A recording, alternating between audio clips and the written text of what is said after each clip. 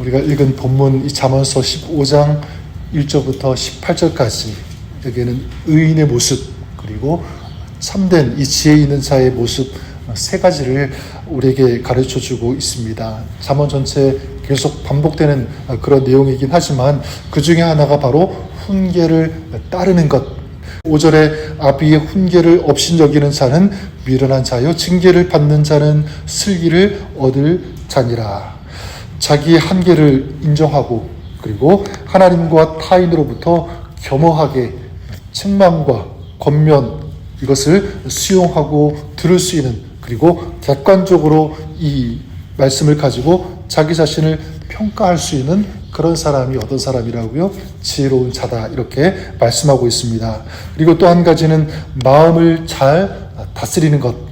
오늘 말씀 13절 읽지 않았지만 거기 보니까 마음의 즐거움은 얼굴을 빛나게 하여도 마음의 근심은 심령을 상하게 하느니라.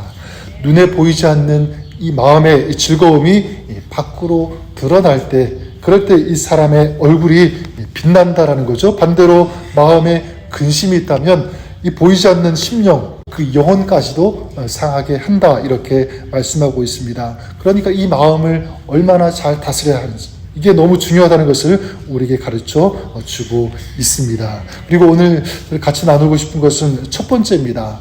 우리 첫 번째 이 말, 이 언어를 통제하는 것 이렇게 말씀을 드리고 싶어요.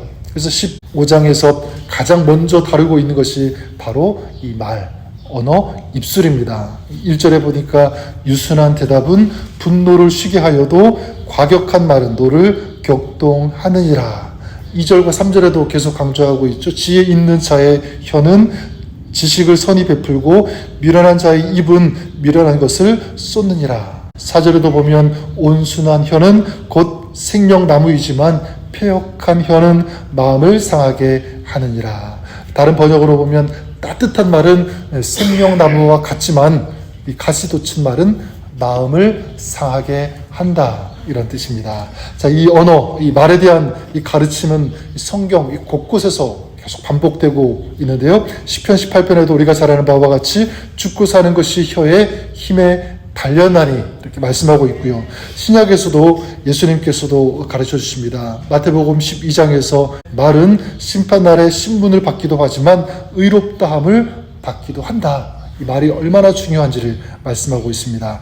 그래서 야고보서 3장 2절에도 우리가 다 실수가 많으니 만일 말에 실수가 없는 자라면 곧 온전한 사람이라 능히 온몸도 굴레 씌우리라. 말에 실수가 없는 자가 곧 어떤 사람이라고 정의하고 있냐면 온전한 사람이다 이렇게 말씀하고 있습니다. 무엇을 알 수 있냐면 그 사람의 언어가 그 사람이 어떤 사람인지를 규정한다는 거죠. 무엇이요? 말이. 그 사람이 어떤 사람인지를 규정한다, 결정한다. 그래서 우리가 보통 쓰는 그 단어 중에 어떤 단어가 있냐면 인품, 성품 이런 단어가 많습니다. 그 뒤에 공통적으로 들어가는 단어가 품이라고 하는 그런 단어죠. 한자어를 보면 어떤 글자, 세 글자가 합쳐져서 이 품자가 되죠. 바로 입구. 이 세 글자가 합쳐진 글자가 바로 품자입니다. 그러니까 그 입술로 그 사람의 인품과 성품과 품격이 결정된다는 것을 우리가 알 수가 있습니다. 그래서 고린도전서 13장 11절에도 이렇게 말씀합니다. 내가 어렸을 때에는 말하는 것이 어린 아이와 같고 깨닫는 것이 어린 아이와 같고 생각하는 것이 어린 아이와 같다가 장성한 사람이 되어서는 어린 아이의 일을 버려놓으라. 여기 보면 누가 어른이고 누가 어린 아이인가. 이 어린 아이와 그리고 이 어른은 이 나이로 결정될 수도 있지만 말씀을 통해서 보면 그렇지 않다는 것을 알 수가 있습니다. 나이로 어른과 어린 아이로 구별되는 것이 아니라 무엇을 통해서 바로 말을 통해서 알 수 있다는 것입니다. 그러니까 말하는 것이 어른 같으면 그 사람이 어른이고요. 그리고 나이가 많다고 할지라도 말하는 것이 어른 같지 않고 어린 아이 같으면 그 사람은 성경의 이 기준으로 볼 때는 그 사람이 어린 아이다 라고 말하는 것입니다. 저는 여러분들을 축복합니다. 이 입술을 잘 다스림으로 진정 이 지혜 있는 그런 삶을 오늘도 살아가시는 우리가 될 수 있기를 바랍니다. 또한 이 말을 통해서 영적 아비로서의 진정 이 품격 있는 그런 삶이 저와 여러분 우리의 삶이 될 수 있기를 다시 한번 주님의 이름으로 축복합니다. 그런 의미에서 저는 여러분들의 입술에 이런 말들이 많이 있었으면 좋겠습니다.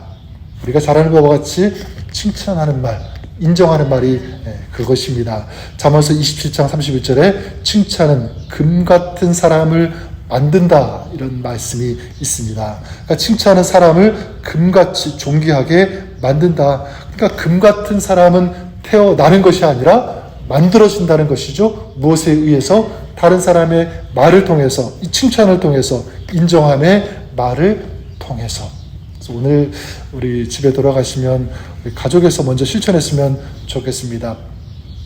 남편에게 칭찬해 주는 거죠. 당신이 있어서 우리 가정이 얼마나 든든한지 몰라요. 이 말 한마디. 아내에게는 당신은 나에게 하나님께서 주신 최고의 선물입니다.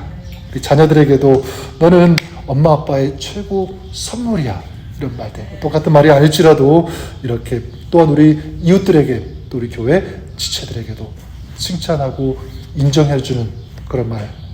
이것이 우리 입술에 가득하시기를 바랍니다. 그리고 또한 이 감사의 말도 굉장히 중요하죠. 고맙습니다. 감사합니다. 이 말 한마디에 천냥빚도 갚는다는 그 속담이 있는 것처럼 이 감사의 말 한마디가 이 사람의 마음을 녹이기도 하고요. 또 사람의 마음을 움직이고 감동시킨다는 것을 우리가 꼭 기억했으면 좋겠습니다. 그래서 오늘 우리의 입술에 이 감사가 가득하시기를 바랍니다. 자, 그런데 그러기 위해서 우리가 먼저 해야 할 것은 뭐냐면 우리의 입술을 훈련할 필요가 있다. 다른 말로 하면 통제할 필요가 있다라는 것입니다. 입은 닫고 지갑은 열자라는 그런 말이 있는데 무엇을 말하는 거죠? 우리 입술이 통제돼야 된다. 절제가 되어야 된다. 훈련이 필요하다는 것이죠. 그래서 에베소서 4장 29절에 보면 이렇게 말씀합니다. 무릇 더러운 말은 너희 입 밖에도 내지 말고 오직 덕을 세우는 데 소용되는 대로 선한 말을 하여 듣는 자들에게 은혜를 끼치게 하라. 그러니까 더러운 말은 입 밖에 내지 마라. 절제되고 통제되고 훈련되어져야 된다라고 하는 그런 말씀이겠죠. 어떻게 훈련하고 어떻게 통제할 수 있을까? 여기에 대해서 제가 지난 월요일에 교회 단톡방에 이 데이 셰퍼드의 이 세 가지 황금문의 글을 올려드린 적이 있는데 말하기 전에 이 세 개의 황금문을 지나고 말을 하라고 하는 그런 내용입니다. 그러니까 말하기 전에 세 번 생각해 보라고 하는 그런 내용이죠. 무엇이냐면 내가 하는 말이 참된 말인가 이걸 생각하고 두 번째는 내가 하는 이 말이 정말 필요한 말인가 세 번째가 내가 하는 이 말이 친절한 말인가 세 가지를 질문하고 생각하고 말할 때 그 말이 황금문을 지나는 그런 말이 될 수 있다고 하는 것입니다. 저는 우리가 구체적으로 오늘 우리의 입술에 이런 말이 나오면 중단하고 통제하고 절제했으면 좋을 것 같아요. 어떤 것이냐면 다른 사람에게 얘기할 때 보통 우리가 이렇게 얘기할 때 많이 있죠. 기분 나쁘게 생각하지 말고 내 말 들어라. 근데 여러분 기분 나쁘게 듣지 말라. 벌써 기분 나빠요. 그 말 들으면. 그런 말 하지 말아야 된다. 조심해야 된다. 그리고 내가 이 말 안 하려고 했는데 해야 되겠어. 그런 말 많이 하죠. 그런 말 안 해야 된다고 생각했으면 하지 말아야 된다. 이런 통제, 이런 훈련이 필요하고요. 또 이건 너를 위해 하는 말이야. 뭐 이런 식으로 하면서 우리가 얘기할 때가 많은데 저는 이런 작은 말부터 우리가 오늘 통제받고 훈련 받았으면 좋겠습니다. 그러기 위해서 먼저 우리가 필요한 것은 뭐냐면 우리의 입술에 뭐가 필요하냐면 파수꾼이 필요한 것 같아요. 파수꾼. 저는 그 파수꾼이 하나님의 말씀이라고 믿습니다. 하나님의 말씀. 어떤 말을 해야 할까? 그럴 때 하나님의 말씀을 생각하는 것입니다. 하나님의 말씀은 나에게 뭐라고 하시는가? 어떻게 하라고 하시는가? 하나님의 말씀을 생각하고 말씀을 통해서 정제된 그런 말이 나올 수 있게 해야 된다는 것이죠. 저는 오늘 저와 여러분의 말이 바로 이 생명의 말이 될 수 있기를 바랍니다. 또 다른 사람을 살리는 그런 말, 또 우리의 입술이 이 아름다운 이 능력의 입술이 될 수 있기를 바랍니다. 사람의 마음을 움직이고 감동시키고 용기와 희망과 소망을 줄 수 있는 그 말이 진정 능력의 말인 줄 믿습니다. 오늘 저 여러분 우리 입술이 이렇게 참으로 지혜 있는 그런 입술이 되어서 의인의 삶, 하나님께서 기뻐하시는 삶을 오늘도 살아가시는 우리 저와 여러분 우리가 될 수 있기를 우리 주님의 이름으로 간절히 축원합니다.